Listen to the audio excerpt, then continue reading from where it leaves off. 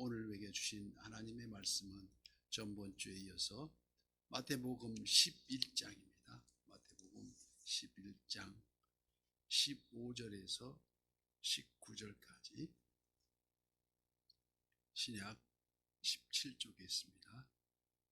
11장 15절부터 19절까지 교독합니다. 귀에 있는 자들은 들을지어다.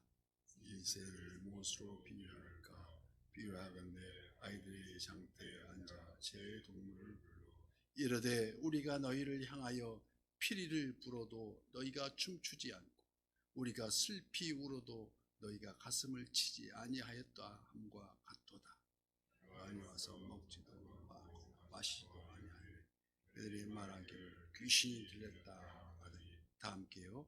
인자는 와서 먹고 마시며 말하기를 보라 먹을 걸 탐구하고 포도주를 즐기는 사람이요 세리와 죄인의 친구로다 하니 지혜는 그 행한 일로 인하여 옳다함을 얻느니라.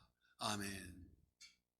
오늘도 실시간 유튜브를 통해서 선한 이웃의 기도의 향연 속에 새벽을 깨우는 우리 성도님들 모두에게 여호와 샬롬 지키시는 하나님의 평강과 풍성한 은혜를 축복합니다.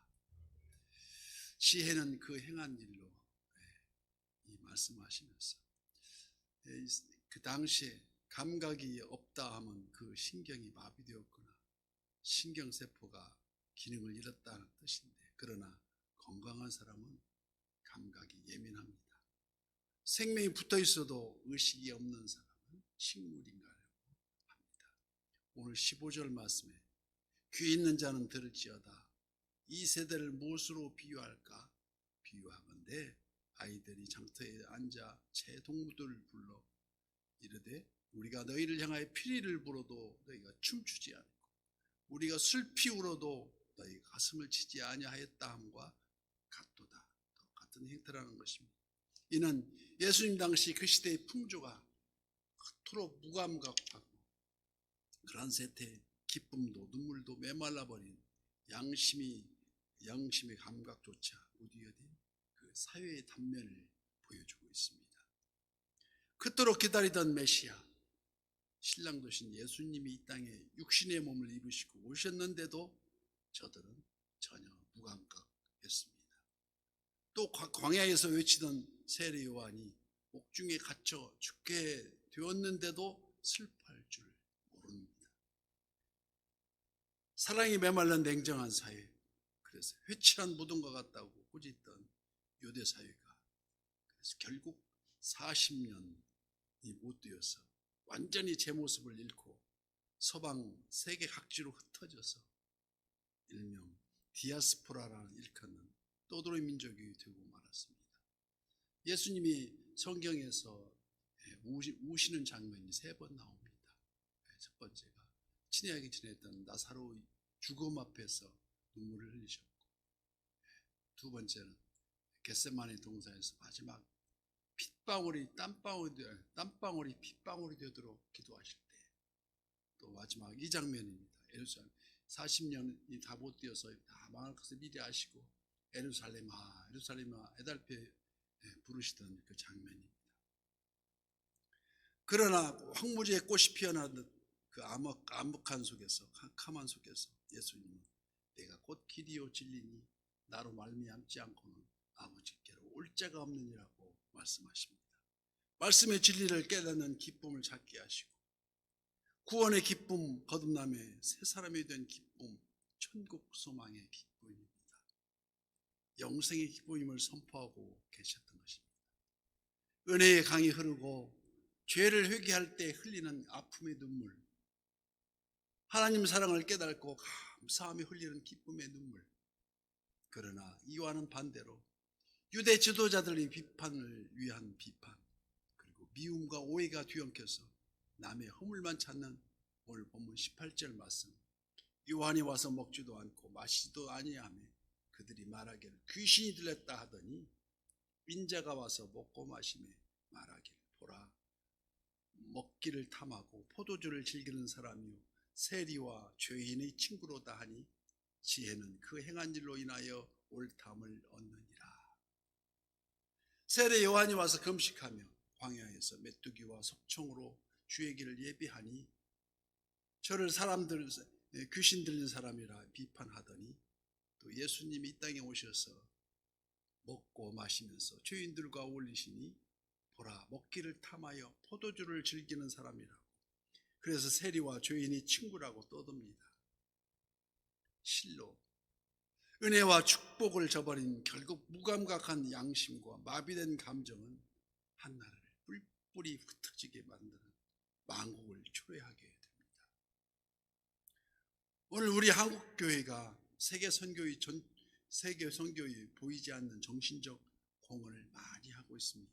그런데도 불구하고 한편에서 삐뚤어진 주관으로 바로 보지 못하고 비평을 일삼는다는 자들이 한두 사람이 아닙니다. 남북이 분열된 상태에서 돌파구를 찾지 못하고 작금에 이르러서 한국 교회가 열방을 향하여 선교에 발돋움하고 있으면 하나님의 큰 축복이라도 할 수 있지만 한쪽은 식량이 없어서 굶어 죽어갈 형편인데 한편은 배가 불러서 분열을 조장하고 통일에 가로막는 일이 있다면 대내외적으로도 불행한 일이 아닐 수가 없다는 것입니다. 검은 안경을 낀 사람은 온통 세상이 검게 보입니다. 오직 복음의 진리 안에서 그 검은 안경을 벗어버리고 형제와 교회와 선한 이웃을 바라봐야 할 줄 믿습니다. 오늘 보면 19절 말씀에 그 중에서 지혜는 그 행한 일로 인하여 옳담을 얻느니라고 말씀하십니다. 예수님은 아무 꺼리낌 없이 오늘 구원이 내 집에 이름하였노라 하면서 세리장 삭개오의 집에 들어가셔서 함께 하셨고 한낮에 물길로 나온 수가성 사마리아 여인에게 복음으로 눈을 뜨게 만드시며 간음한 여인을 용서해 주셨습니다. 세상으로부터 멀리함이 아니라 세상 속에 들어가셔서 소금이 녹아져 부평을 막고 소금의 맛을 내듯이 이는 마치 캄캄한 어둠 속으로 한 줄기 빛이 되어 파고드는 적극적인 활로를 찾으신 우리 주님을 볼 수 있습니다. 반대로 머뭇머뭇 망설이며 소극적인 관망한 이 사단 마귀가 유혹의 대상으로 좋아하는 이 속성들로 가득 차 있었습니다. 그런즉 야고보서 사도는 야고보 4장 7절에 그런즉 너희는 하나님께 복종할지어다 마귀를 대적하라 그리하면 피하리라고 말씀합니다. 자기 속에 있는 못된 습관 왜 없어지지 않습니까? 말씀에 순종하지 못하기 때문입니다. 먼저 하나님께 복종하고 마귀를 대적하면 그리하면 피하리라고 말씀하십니다. 결국 천국은 침노한 자의 것이라고 하나님 앞에 순종하지 못하면 천국도 빼앗김을 당하고 만다는 말씀입니다. 베드로가 바닷물 위로 걸을 수 있었던 것은 왜 걸을 수 있었습니까? 예수님 말씀에 그 당시 잠시지만 순종했기 때문이었습니다. 나를 명하여 물 위로 오라 하소서 주님한테 간청합니다. 이에 베드로가 물 위를 걸어서 예수께로 가되 잠깐 불어오는 바람과 발밑에 일렁이는 파도에 의심의 물결에 빠져갑니다. 주여 나를 구원하소서 소리칠 때에 그의 손을 잡아주시며 이르시되 믿음이 작은 자여 어찌하여 의심하느냐 말씀하십니다. 책망하고 계십니다. 혹 우리 눈앞에 염려, 불안, 초조, 절망이 보이십니까? 눈을 들어 하늘을 보라. 어지러운 세상 중에 곳곳마다 상한 영의 탄식 소리가 들려온다고 우리 찬송은 말합니다. 출애굽기 14장 13절 말씀에 너희는 두려워하지 말라고 가만히 서서 여호와께서 오늘 너를 위하여 행하시는 구원을 보라 하십니다. 너희가 오늘 본 애굽 사람들은 영원히 다시 보지 아니하리라고 우리 주님 말씀하셨습니다. 한 치 앞도 몰라 하는 우리 눈을 열게 하시는 특별 계시의 말씀이 우리 성경 말씀입니다. 그의 율법을 즐거워하여 주야로 묵상하는 자는 복이 있다고 시편의 1편에 정의하고 있습니다. 오늘도 그 말씀을 묵상하면서 그 말씀에 순종하여 승리하시는 선한 요셉 어떤 지체가 되시기를 예수님 이름으로